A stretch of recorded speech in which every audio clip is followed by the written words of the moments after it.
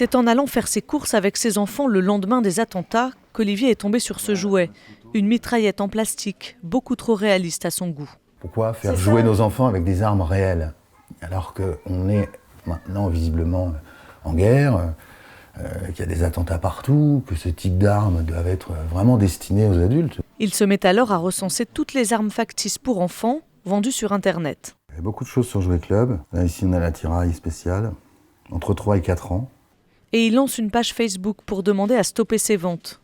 Message entendu ou simple coïncidence, Toys R Us a décidé de retirer 23 références d'armes factices de ses magasins jusqu'à nouvel ordre.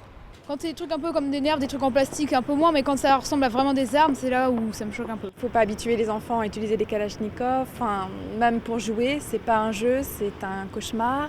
Les armes en plastique, trop réelles, ont aussi disparu du site de Jouet Club.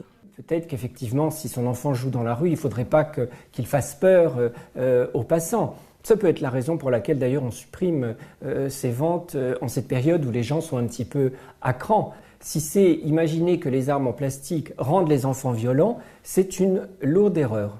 Mais toutes les armes factices n'ont pas disparu. Chez ce spécialiste du jouet, elles sont toujours en bonne place, au milieu des déguisements.